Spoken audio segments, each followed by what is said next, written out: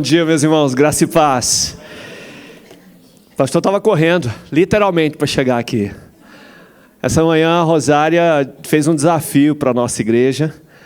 A ABESC está participando dos jogos de inverno da nossa cidade, representando, vamos dizer assim, a nossa igreja.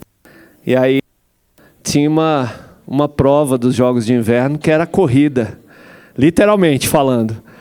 E aí ela falou assim, não tem como representar melhor que não seja a equipe da PIB.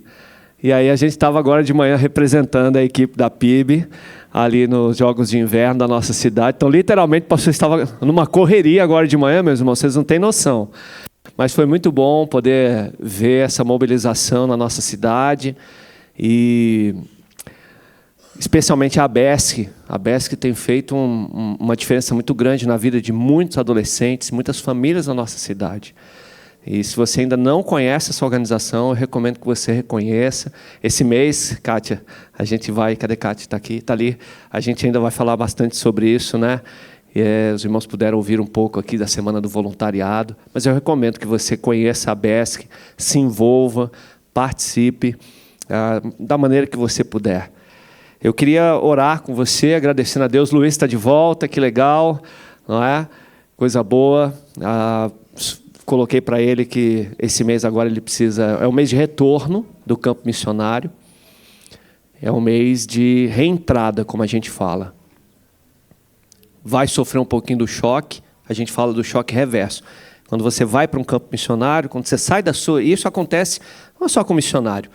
Quem muda de cidade, está aqui a Laís e Felipe, que vieram do Rio de Janeiro, quando vem para São José dos Campos morar, muda tudo, tem um choque cultural, é inevitável, né? Então, Luiz sofre isso quando vai, mas quando volta existe também o chamado choque reverso, porque o Luiz que foi não é o Luiz que volta. Só que todo mundo olha aqui o Luiz e é o Luiz de sempre. E aí ele vai vivenciar isso agora. Então, esses próximos 30 dias aí, ele vai estar vivendo um pouquinho aí relaxado, pelo menos eu espero, né? Não sei se vai ser descansando, carregando pedra, preparando casamento. Dia 30 vai trazer a mensagem para a nossa igreja aqui, a mensagem bíblica. E aí vai iniciar um novo ciclo com a gente aqui no ministério. E eu tenho certeza que vai abençoar muito a nossa igreja. Estamos felizes, Luiz, você está de volta. Eu sei que a menina que está do seu lado aí está mais feliz que todos nós, né, Esther? A Esther é a menina que está mais feliz com tudo isso. E nós louvamos a Deus.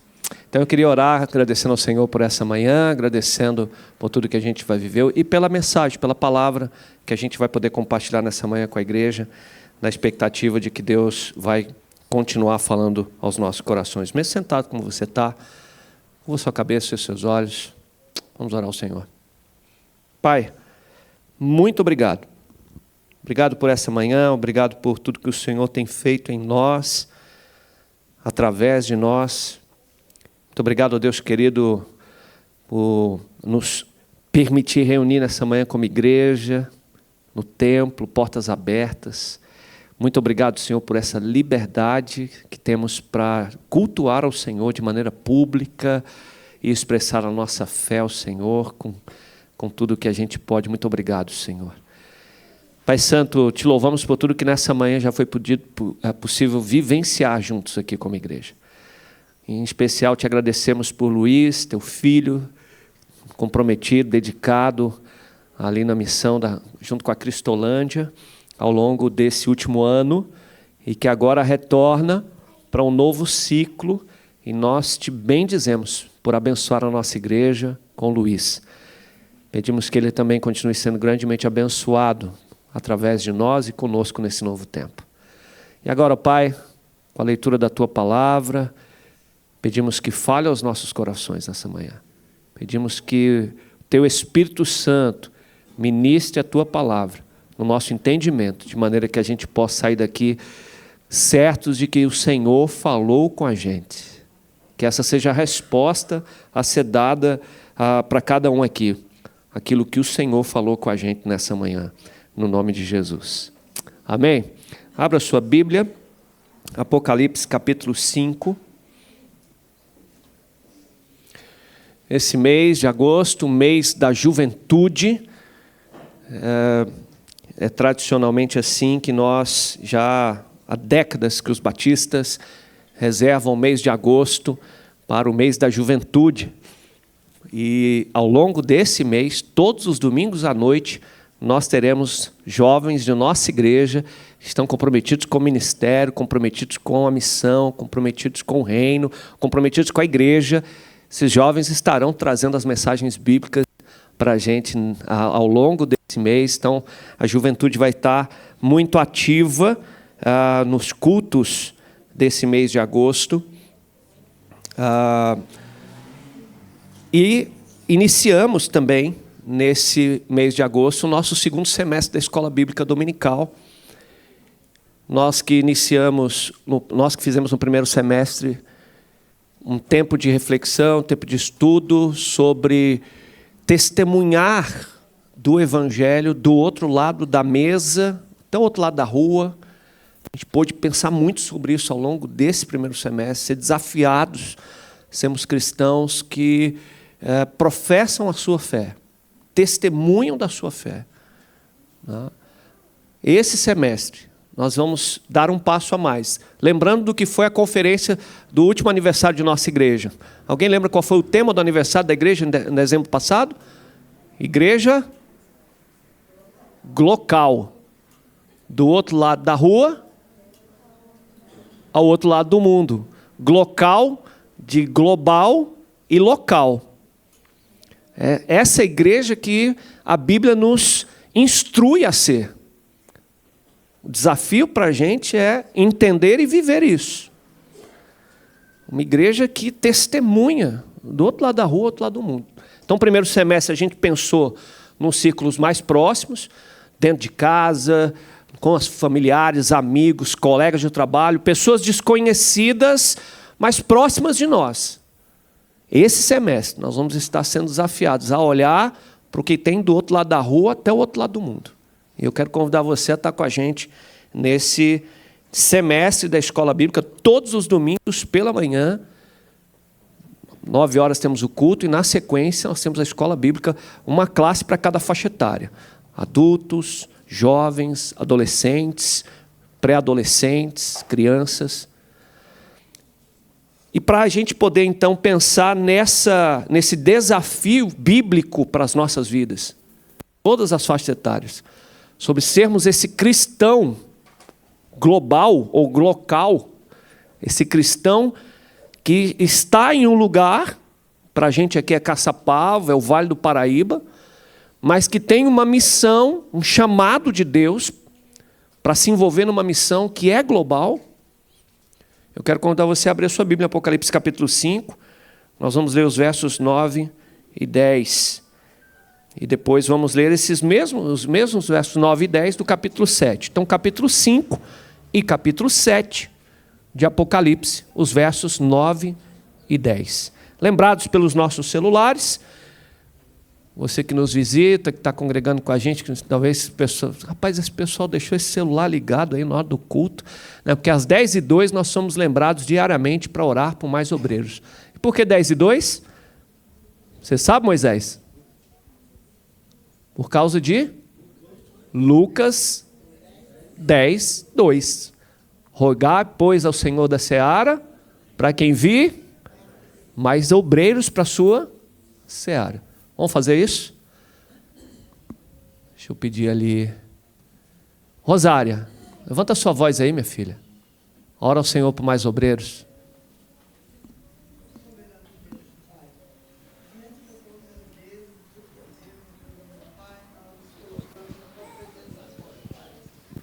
Pai amado e poderoso, nós queremos, Senhor, nós clamamos a Ti, meu Deus, meu Pai, por mais obreiro, porque a seara é grande, mas o povo é pouco. Então, meu Deus, meu Pai, levanta pessoas, Senhor, levanta os invocados, meu Deus, meu Pai, toma, Senhor, a nossa mente, nosso coração, Senhor, para nos colocar na Tua vontade, na Tua obra, Senhor, para que possamos crescer, aumentar a nossa seara, Senhor.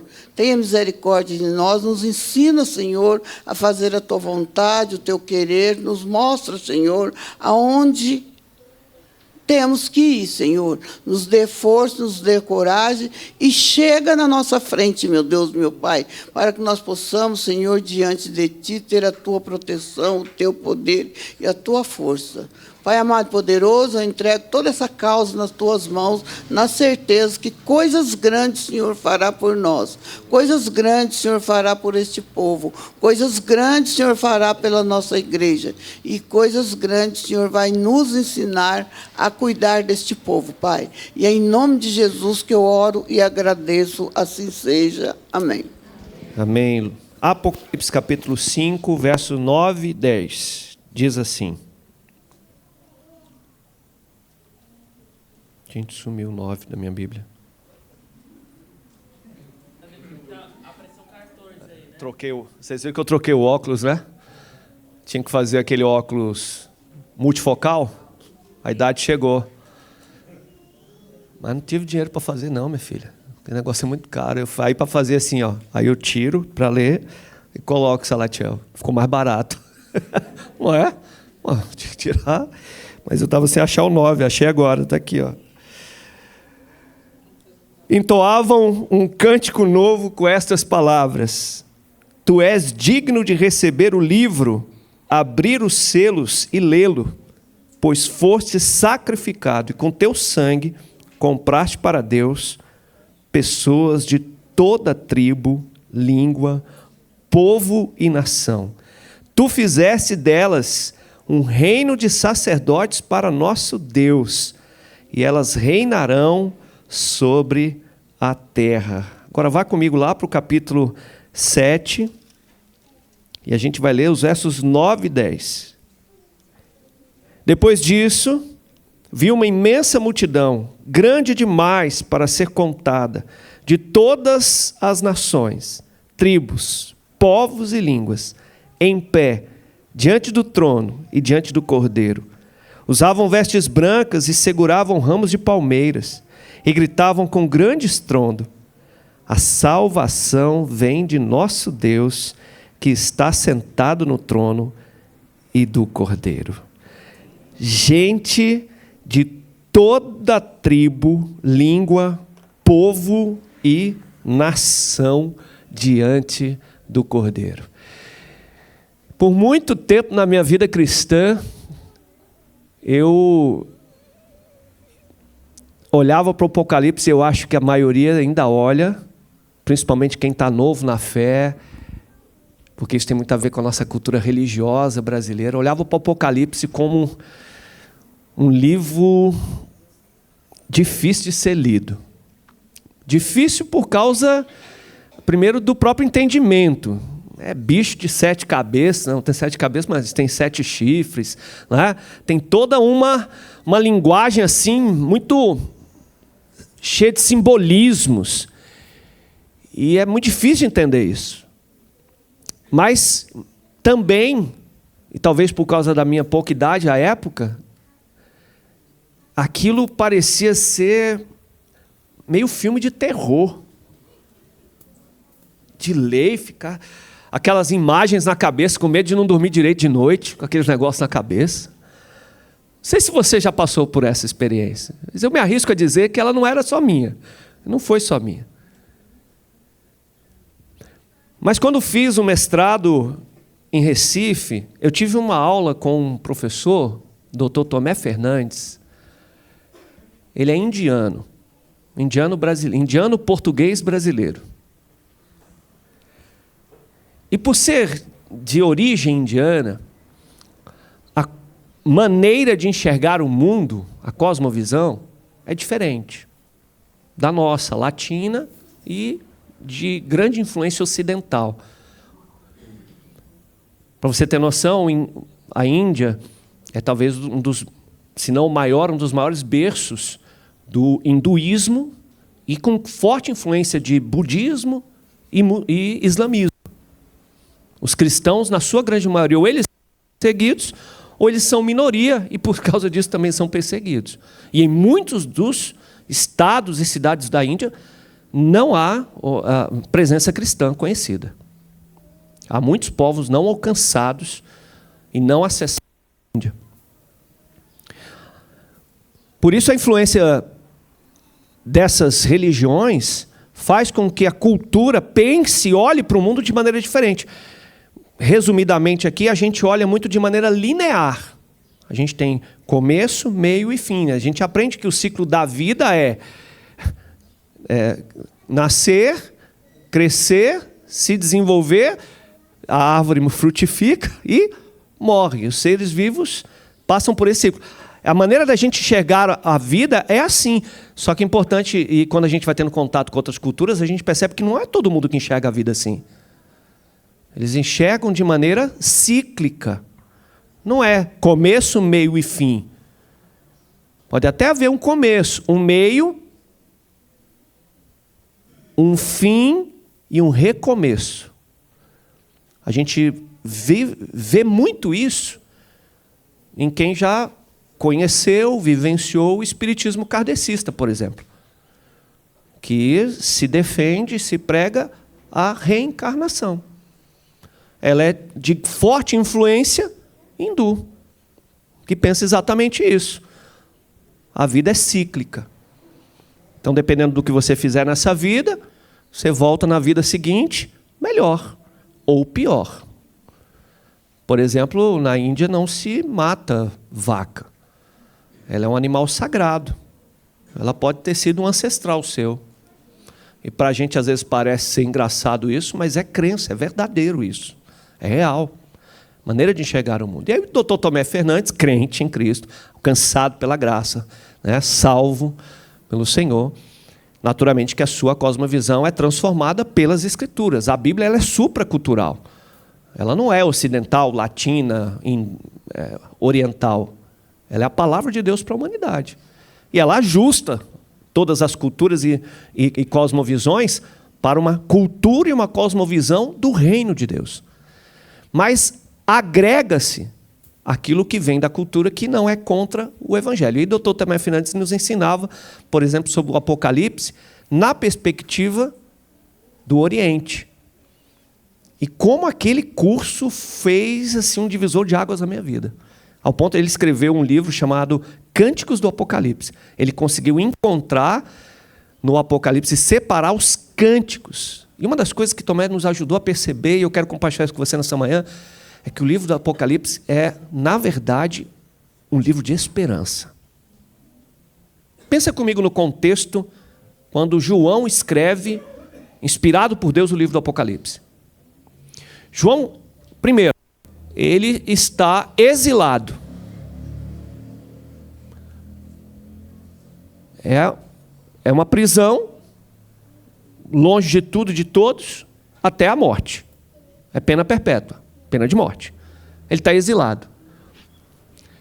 Ele está exilado e está preso não porque cometeu um crime, mas porque era um dos apóstolos. Era um discípulo de Jesus. Então a igreja vivia grande perseguição. O Apocalipse, então, é uma carta escrita às igrejas que estão vivendo grande perseguição. Agora, imagina você, será que Deus ia inspirar João, então, para escrever uma carta? As igrejas já estão sendo perseguidas, gente está sendo presa, gente está sendo morta, gente está sendo exilada, e aí Deus inspira um homem para escrever uma carta para botar medo na igreja? Faz sentido isso? Não faz. Você já está sendo perseguido, tirado da sua casa, expulso da sua região. Muitas vezes vê familiares sendo presos. Deus se vai falar, o Deus que nós conhecemos, Deus que se revela nas Escrituras, vai levar o que para esse povo que confessa o seu nome? Esperança, consolo, conforto. E acima de tudo, uma mensagem que aponte as pessoas para a eternidade com Ele. Apesar do que está se vivendo naquele momento. Ou seja, o que você está vivendo não é tudo. Tem um futuro. Tem coisa boa vindo por aí. Então a mensagem do Apocalipse, se você perceber na abertura do primeiro versículo, revelação de quem? Como é que está na sua Bíblia aí? Apocalipse 1. Olha para a sua Bíblia aí. O que está aí? Pode ler em voz alta aí alguém? Primeiro versículo. Revelação. Revelação de Jesus. Em tese, a ideia qual é? As pessoas estão ou não estão mais sabendo identificar, Jesus está meio oculto para as pessoas, não estão conseguindo ver Jesus naquele contexto, e Jesus então se revela para eles, se revela para a igreja. É uma revelação de Jesus Cristo. Então a mensagem do Apocalipse, acima de tudo, é uma mensagem de esperança para uma igreja que está enfrentando grande perseguição. Bom, a mensagem e a palavra de hoje não é um estudo sobre o livro do Apocalipse. Pretendo fazer isso nos próximos semestres da nossa escola bíblica, a gente aprofundar esse entendimento. Mas esse pano de fundo permite a gente olhar para esse recorte que a gente está fazendo nessa manhã de Apocalipse capítulo 5, 9 e 10, 7, 9 e 10, e perceber que há uma repetição de uma expressão intencional nessa mensagem de esperança. A mensagem de esperança que João traz, inspirado por Deus, é de que no último grande dia, no final de tudo isso, vai estar diante do Senhor, que vai estar sentado no trono, governando tudo e julgando tudo e todos. Quem vai estar sentado no trono é Jesus. Está conseguindo perceber a esperança nisso? Eu não estou vendo justiça, estou vendo caos, estou vendo maldade no mundo. Está tudo indo de mal a pior. E a revelação de Jesus me faz ver que quem está sentado no trono é quem? É Jesus Cristo. Não é o império. Não é o carrasco. Não é o juiz iníquo. Não é a maldade, não é a corrupção. Não é Satanás. Quem está sentado no trono é Cristo Jesus, o Cordeiro de Deus, que tira o pecado do mundo. É o Cordeiro que está sentado no trono. E diante desse Cordeiro, quem é que está lá? Gente de toda a tribo, de todo o povo, de toda a língua e de toda a nação. Porque se tem uma das coisas que a gente, quando passa pelo caos, quando a gente passa pela luta, quando a tempestade parece que não vai ter fim, quando a gente acha que está ruim, a coisa fica pior. Lembre-se de Jó. Lembre-se de Jó, do livro de Jó.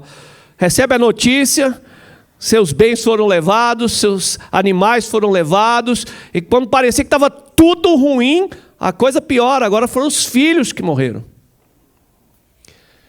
E nessa hora, a revelação de Jesus Cristo para a sua igreja é: eu estou sentado no trono, eu não perdi o comando, eu não perdi o controle, eu não errei. Continua confiando em mim. E eu vou te dizer mais. A mensagem inicial continua valendo. Não é pelo seu esforço. Não é pelo seu mérito. Porque o que acontece? O que essa mensagem, essa expressão duplicada intencionalmente nesses 2 capítulos, o que ela revela para a gente?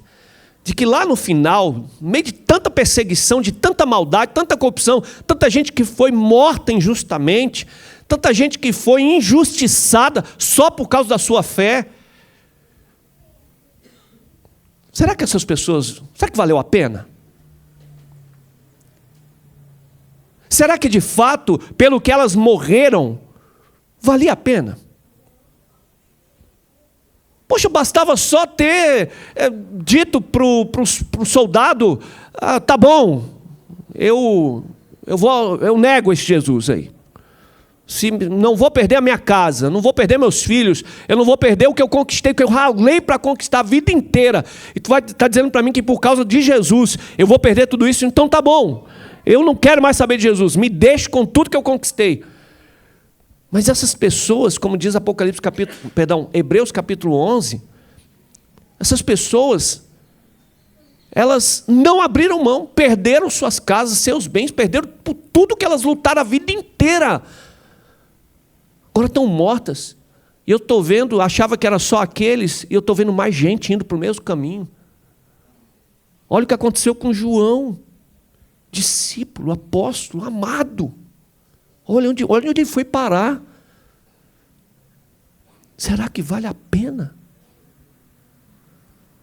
A mensagem do Apocalipse diz para a igreja que no último dia, diante do Cordeiro, vai ter gente de todas as tribos, de todos os povos, todas as línguas e todas as nações.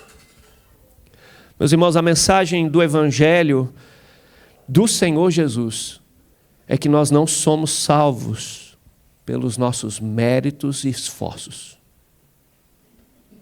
A Reforma Protestante resgatou isso de uma igreja que ficou por 1000 anos, na sua quase totalidade, enganada sob uma crença de que para ter direito ao que Jesus conquistou na cruz, ela tinha que se esforçar, pagar, e pagar aqui financeiramente falando, as indulgências eram pagamentos que eram feitos para, por exemplo, tirar a sua vida ou a vida de um ente querido do purgatório, um lugar de espera. Enganada por uma crença de que pelo esforço religioso ela faria jus ao que Jesus conquistou. A Reforma Protestante resgata as Escrituras, e quando lemos as Escrituras, isso cai por terra. Não é pelo meu mérito. Não somos salvos pelas nossas obras, mas isso é obra ou graça de Deus. Somos salvos pela graça. Isso não vem de vós. É dom de Deus e não vem das obras para que ninguém se glorie. Efésios capítulo 2, 8 e 9. Salvos pela graça mediante a fé. O único meio pelo qual importa que sejamos salvos. Há apenas um nome pelo qual importa que sejamos salvos: Jesus Cristo. Romanos capítulo 10 diz que se com a nossa boca confessarmos a Jesus como Senhor e em nosso coração crermos que Deus ressuscitou dentre os mortos, nós seremos salvos. E muitas vezes, diante de uma cultura religiosa de esforço, de mérito, eu não mato, eu não roubo, eu não fumo, eu nunca adulterei, eu nunca roubei, eu nunca fiz nada disso, então é possível que lá naquele último dia Deus olhe para mim e diga assim: você foi um servo bom e fiel. Mas ser servo bom e fiel não tem a ver, num primeiro momento, não tem a ver com o meu esforço religioso para me aparentar ou me aparecer diante de Jesus como alguém que mereceu a salvação. Servo bom e fiel é aquele que, sabendo que é pecador, é aquele que, sabendo que não tem mérito, reconhece exclusivamente que se não fosse Jesus ter morrido na cruz, eu não teria liberdade na presença de Deus, não teria livre acesso à presença do Pai. Só por causa de Jesus. Ele é o caminho, Ele é a verdade, só Ele é a vida, e eu não irei ao Pai se não for por intermédio e por meio exclusivo de Jesus. É só isso, e é tudo isso. E aí a mensagem do Apocalipse traz para a gente de que naquele último grande dia, em detrimento de toda uma perseguição, de toda uma tribulação, grande tribulação, de todo um caos, vai ter muita gente lá. Não vai ter só um pouquinho de gente que conseguiu vencer, que conseguiu se esforçar e se manter firme, se manter fiel, se manter no caminho, e aí esses, e numa interpretação equivocada, toda uma denominação caminhou na ideia de que só 144 mil vão ser salvos. Porque só esses conseguiram se manter fiéis. O texto de Apocalipse é uma mensagem de esperança para a gente também hoje. Porque ele está dizendo que aquilo que foi pregado lá no início, com Jesus, na beira do mar da Galileia, na Judéia, aquilo que Jesus pregou no Sermão da Montanha, continua sendo a essência do Evangelho de Jesus. Aquele que crer em mim, ainda que morra, viverá. Aquele que crer em Jesus, esse será salvo. Isso faz com que tribos inteiras que foram dizimadas pela maldade de outras também tiveram a oportunidade da salvação. Tribos inteiras que dizimaram outras, esses também têm a oportunidade de serem salvos. Gente do mundo inteiro, urbano, rural, que vive à frente na vanguarda do século XXI, gente que em pleno século XXI ainda vive como se estivesse no século XVIII, sem tecnologia digital, com um número enorme de analfabetismo e tantos outros dados do século XIX, XVIII, onde não havíamos essa tecnologia que temos hoje. A Bíblia está dizendo que a verdade para essas tribos, para esses povos, para essas línguas e para essas nações continua sendo a mesma. Jesus Cristo, e só Jesus Cristo é o caminho, a verdade e a vida. E quem nele crê, terá a vida eterna. Essa continua sendo a verdade do Evangelho. É esperançoso para a gente saber de que se nós pecarmos nessa caminhada, e pecaremos. Se nós falharmos nessa caminhada, e falharemos. Se nós, em algum momento, tiver vontade de retroceder ou até retrocedermos, e por vezes nós retrocedemos. Se nós confessarmos os nossos pecados, Ele continua sendo fiel e justo para nos perdoar os pecados e nos purificar de toda a injustiça. Gente de toda a tribo pode viver isso, gente de todos os povos pode viver isso, gente de qualquer lugar do mundo, eu e você podemos viver isso. Essa verdade continua prevalecendo. É uma mensagem de esperança. Mas, queridos, não é apenas uma mensagem de esperança. Ela é uma mensagem de desafio. É um chamado de Deus. Porque quem tem ouvidos deve ouvir. E essa frase, quem tem ouvidos ouça, o que o Espírito diz às igrejas, também está aqui no Apocalipse, em todas as 7 cartas do Apocalipse, escrita por João às igrejas. A igreja que tiver ouvido tem que ouvir. Quem está na igreja e tem ouvido tem que ouvir essa mensagem. O que significa dizer que é um alerta. Um alerta para uma igreja que, sabendo quem é Jesus, sabendo que Ele está sentado no trono, sabendo que é Ele que governa, sabendo que a verdade dEle continua prevalecendo e vai prevalecer mesmo quando eu olho tudo ao meu redor e eu só vejo caos, eu preciso ser lembrado de que a verdade continua tendo um nome, ela se chama Jesus Cristo. O caminho continua sendo um só, Jesus Cristo. Não há vida fora de Jesus.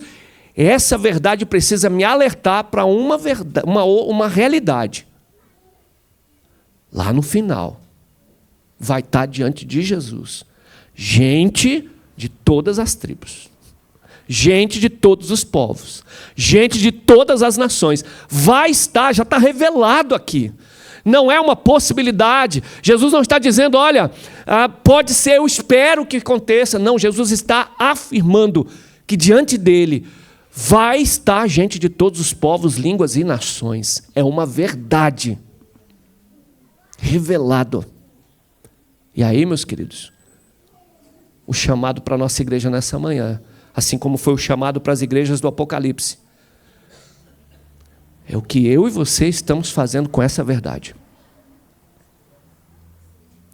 Porque se a mensagem da esperança, que mostra que assim como as igrejas viveram o caos, assim como cidades inteiras os povos inteiros viveram a perseguição e foram escravizados, expulsos da sua terra, minorias cristãs são perseguidas. Cristãos, muitas vezes, também vivem isso no seu dia a dia. Essas verdades chegam para a gente. Essa realidade pode ser minha, pode ser sua. Às vezes não é a perseguição política, não é a perseguição militar, não é a perseguição, como a gente muitas vezes vê portas abertas divulgando para a gente, todo ano, naquele mapa de países que oferecem ou promovem perseguição severa e extrema a cristãos. Às vezes vivenciamos apenas pelo fato da guerra espiritual que vivenciamos. Diagnóstico que chega, uma luta que enfrentamos no local de trabalho e tantas outras mazelas que estamos suscetíveis ao longo da vida. A mensagem do Apocalipse diz que a verdade continua sendo a mesma. Jesus está sentado no trono. Ele precisa estar sentado no trono da sua vida. Mas isso não pode te acomodar. Essa mensagem de esperança não pode vir consolo, não pode ser confundido com comodidade ou comodismo. Não pode. Porque essa é uma tentação que enfrentamos como igreja, como cristãos. Há quem diga, por exemplo, que a igreja só cresce quando ela é perseguida. E, historicamente, muitas vezes e em muitos lugares, a igreja de fato só expandiu depois de uma grande perseguição.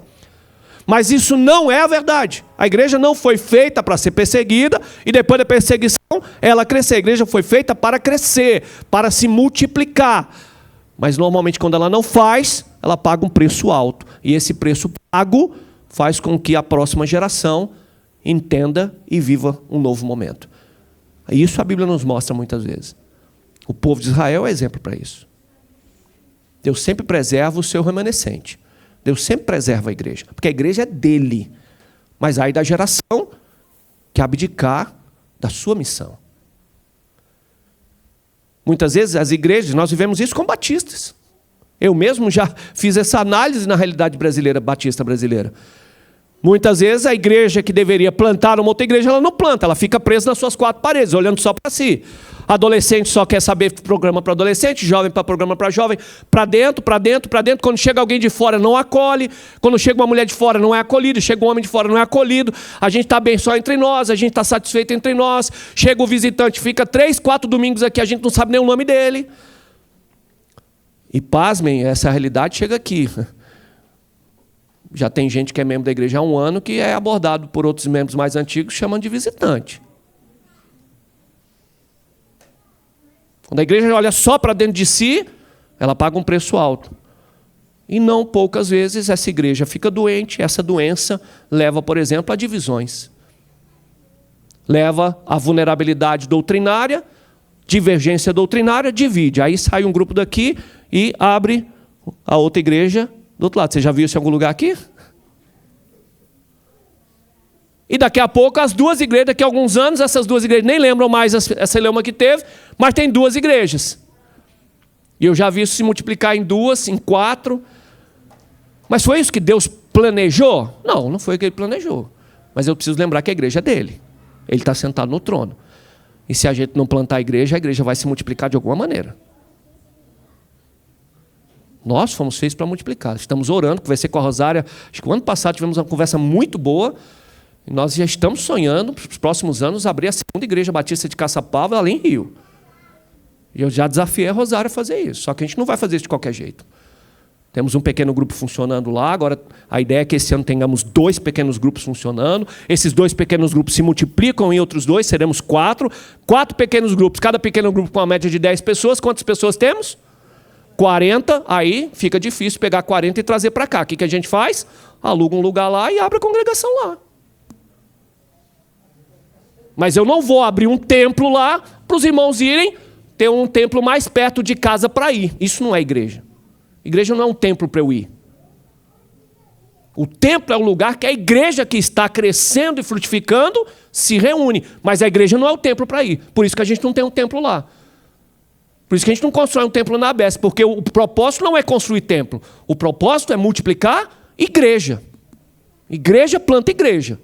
Então, atenção, pequeno grupo lá em Rio. Vocês têm que multiplicar o pequeno grupo lá. Como é que faz isso? Só fazendo filho? Não. É uma forma, mas vai levar mais tempo, né? Os bichinhos vão ter que crescer e tal, mas vai levar mais tempo.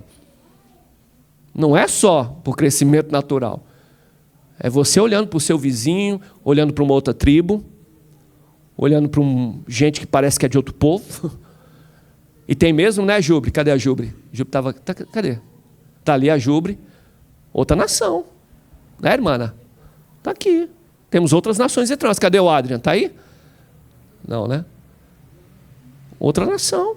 Gente entre nós. Que a gente sabe que lá no final, onde é que eles vão estar? Aonde?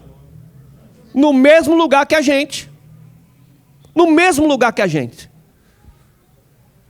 De outro povo, de outra língua, de outra nação, de outra tribo, mas que estão no mesmo lugar. E aí, meus irmãos, não tem mágica aqui. Por isso o alerta do Apocalipse para a gente. A esperança, a certeza de que o Senhor está sentado no trono e Ele garantiu que não vai haver caos, nem tempestade maior do que a verdade do Evangelho. Quem nele crê será salvo. Amém? Quem nele crê, quem confessa o nome de Jesus, tem o seu nome escrito no livro da vida. Isso é verdade do Evangelho. Mas é verdade do Evangelho também, que esse mesmo que é alcançado, esse mesmo que é salvo, é ele que é chamado para ser instrumento para alcançar outro.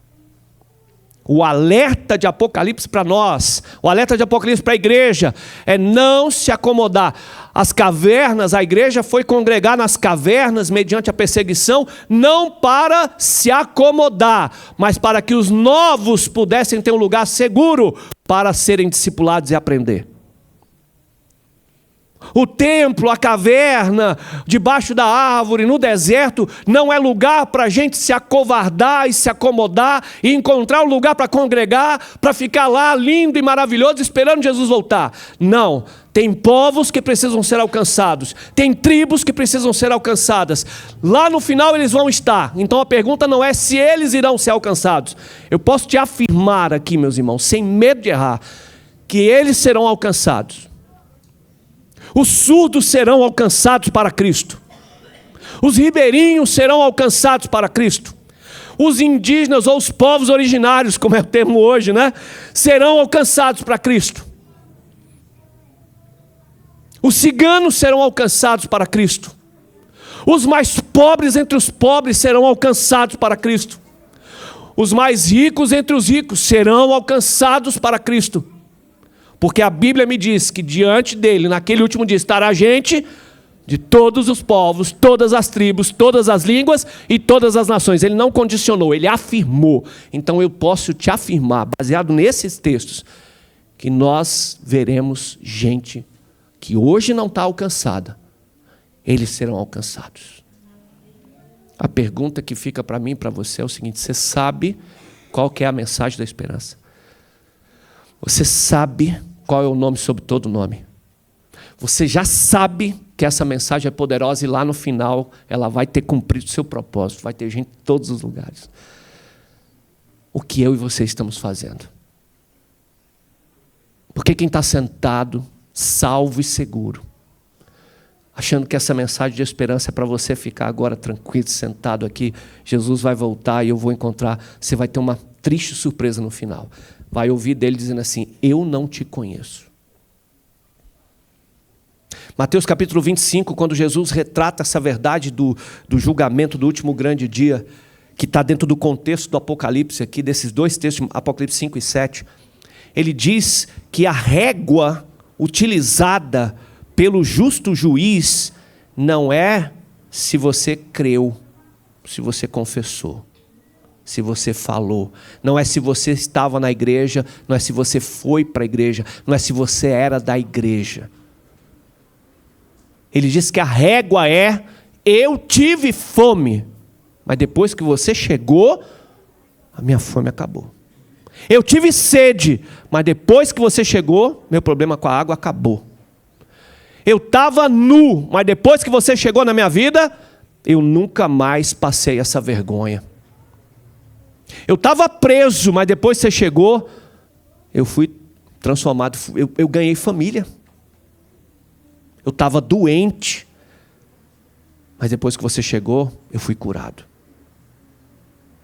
Porque eu me recuso a acreditar que em Mateus 25, Jesus está dizendo que é um copo de água, um prato de comida, uma caixinha de primeiros socorros, um comprimido para dor de cabeça, uma muda de roupa, que ele vai olhar e vai dizer assim: ah, que coisa linda que você fez, então entra no meu reino, está preparado.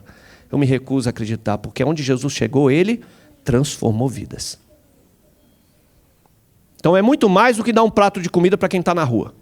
Isso desencarga a sua cabeça, é um desencargo de consciência.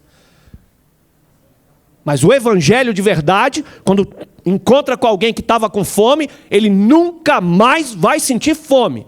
Porque eu nunca vi um justo mendigar o pão.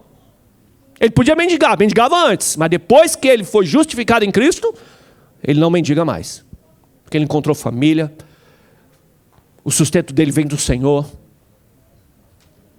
Esse é o evangelho que nos dá esperança diante do caos. mas que nos desafia a viver essa missão, mesmo no meio do caos. Meus amados irmãos, saber que naquele último grande dia, diante do Cordeiro, vai ter gente de todos os povos, tribos, línguas e nações, precisa nos levar a nos engajarmos na missão de Deus, porque Deus está cumprindo a sua missão, Deus já revelou a sua missão, Deus já revelou o final dessa missão, Ele já disse que a missão será cumprida e muito bem cumprida, mas Ele está dizendo essa mensagem para a igreja, e isso faz com que eu e você olhemos para o caos e primeiro, saibamos de que esse caos não é a palavra final. Não importa se estivéssemos aqui nesse momento vivenciando o que os irmãos no Irã vivenciam, o que os irmãos lá na Coreia do Norte vivenciam. A verdade para eles é para nós também. O caos que está no Irã, o caos da Coreia do Norte, a perseguição extrema que o Boko Haram tem feito lá na Nigéria, a mensagem para aqueles irmãos é: eles não ditam a palavra final é do Cordeiro de Deus que tira o pecado do mundo. E a palavra final é: eu sou o Alfa e o Ômega. Eu sou o começo e o fim. Quem crê em mim terá vida e vida eterna. Essa é a palavra final. Mas ao mesmo tempo, esse mesmo Cordeiro olhou e disse: assim como o Pai me enviou, eu envio vocês. Esse mesmo Cordeiro que tirou o nosso pecado do mundo disse: eu agora os envio como cordeiro para o meio de lobos. Vão, façam discípulos meus. Ele não disse para fazer discípulos só quando tudo estiver bom. Ele não disse para a gente fazer discípulos só quando a situação estiver conveniente, só quando os recursos forem suficientes. Ele disse para a gente fazer discípulos, ele disse para a gente pregar o evangelho a tempo e fora de tempo. Ele disse para a gente pregar o evangelho para toda criatura. O método de Deus para alcançar todos os povos, línguas e nações chama-se igreja. Não são os anjos.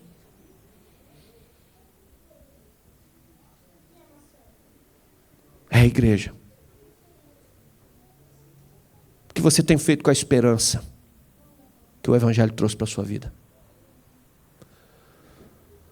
Se você tem guardado com você, você se assemelha àquele da parábola dos talentos, que recebeu um talento, mas enterrou. Esse servo é considerado pela Bíblia mau e negligente, porque enterrou.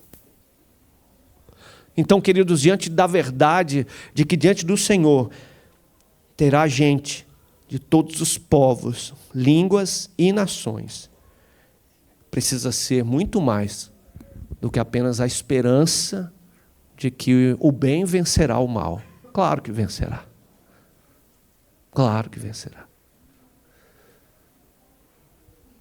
Tem a ver com o fato de que eu e você estamos aqui nesse mundo, vivendo essa esperança nesse tempo, para sermos os agentes de Deus para todos os povos, línguas e nações.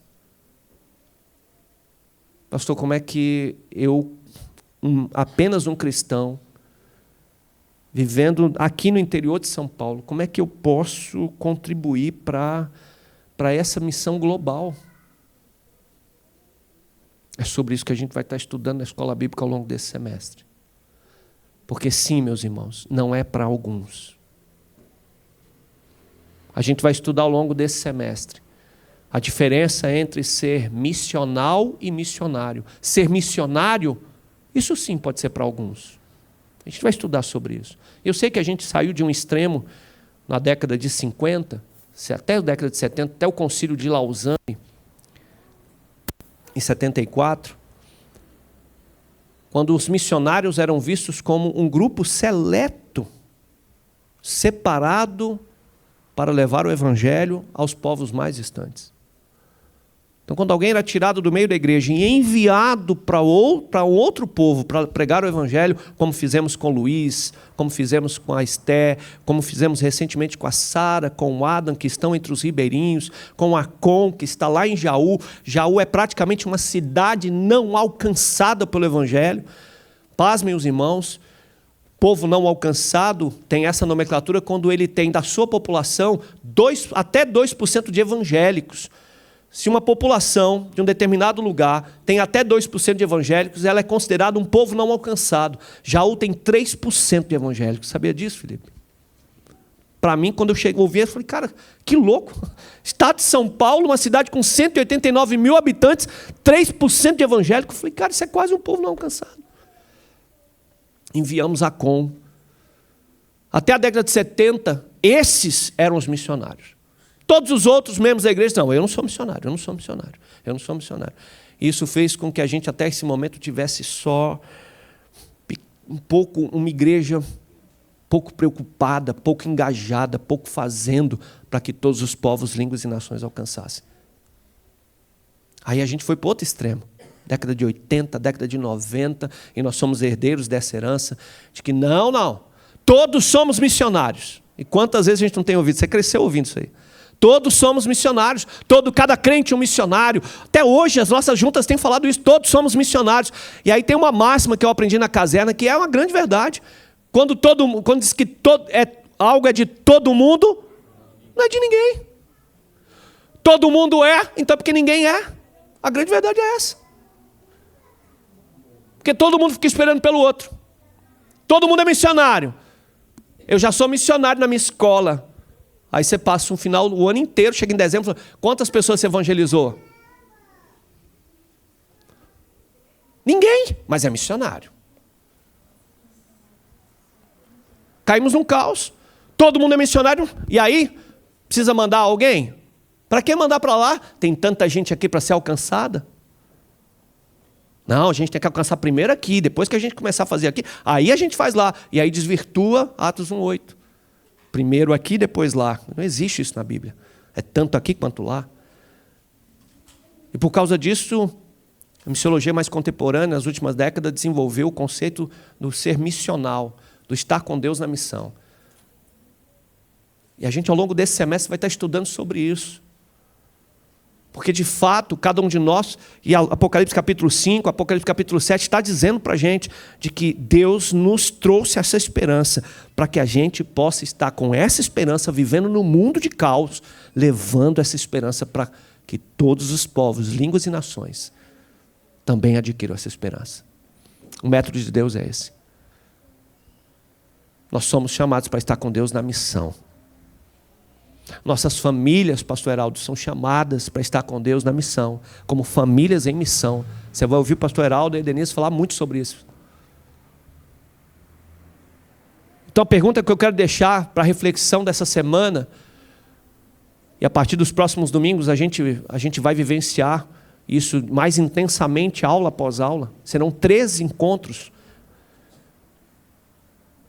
É como eu, sendo um cristão local, como é que eu posso me envolver nessa missão tão global?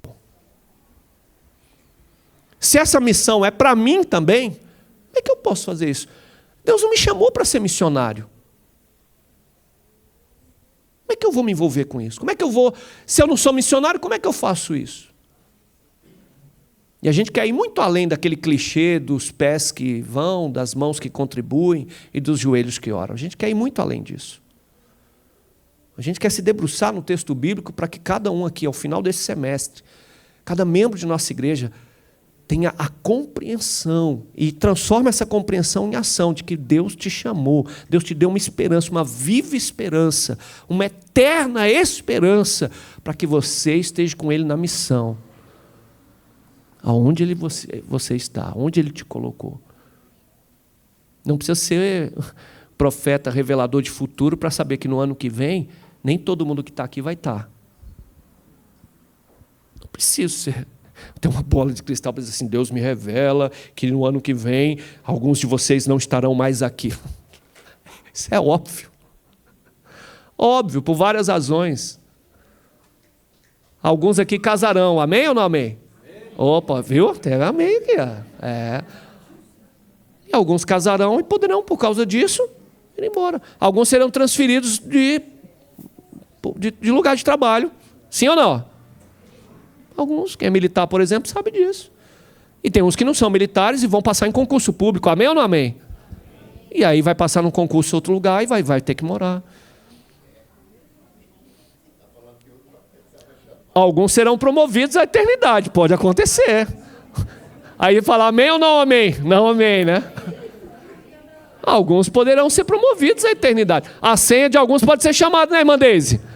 Pode ser, ué. A minha pode estar vindo. Eu já falei para a Deise que a Deise vai fazer sepultamento de muita gente aqui. Ela fica com a brincadeira da senha dela. Eu falei, a irmã vai ver, ainda vai ver muita gente ser chamada antes da irmã. Mas é uma verdade. Mas por que eu estou falando disso? Porque estar com Deus na missão, essa compreensão independe do lugar que eu estou. Esse é o seu DNA. Esse é o nosso desejo para você. Então grave isso nessa manhã. É afirmação. Gente de todos os povos, línguas e nações, todas as tribos estarão diante do Cordeiro.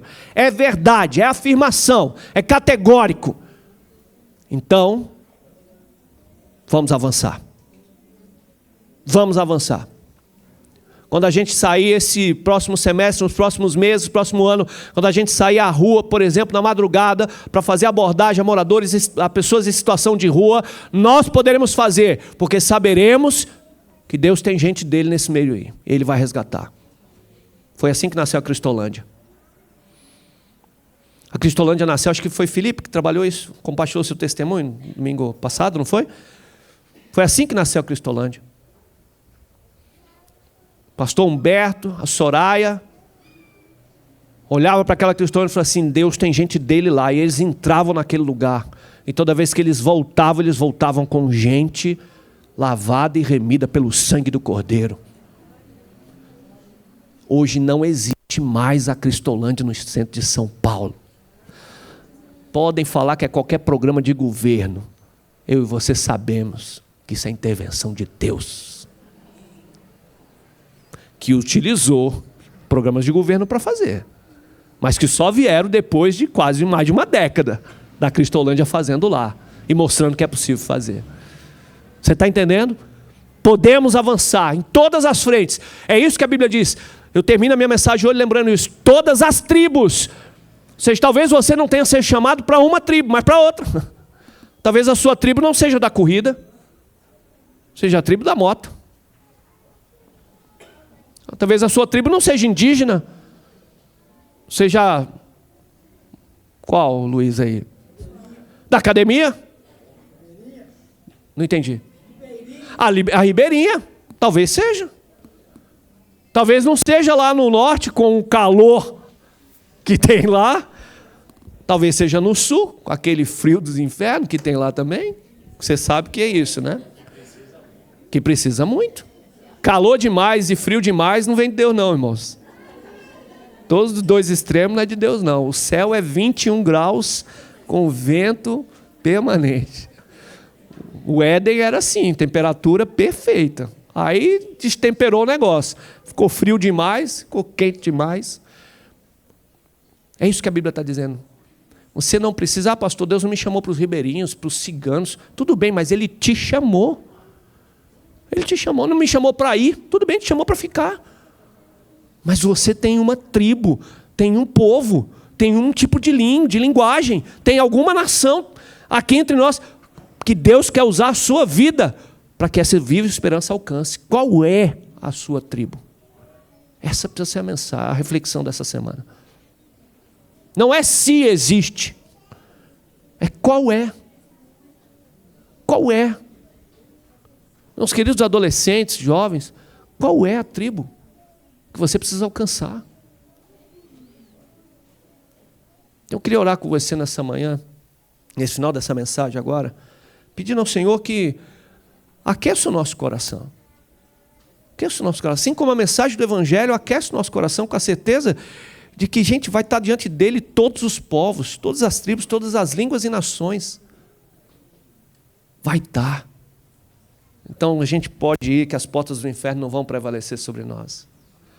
A gente pode ir porque nem se tiver perseguição, nem se a gente for preso, morto, decapitado, nada pode nos separar do amor de Deus que está em Cristo Jesus. Então a gente pode avançar.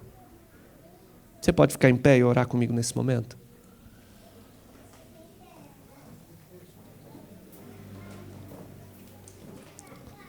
Ao longo dessa mensagem, Deus trouxe a você algum grupo de pessoas pelas quais você pode evangelizar, que você pode fazer a diferença? Deus trouxe.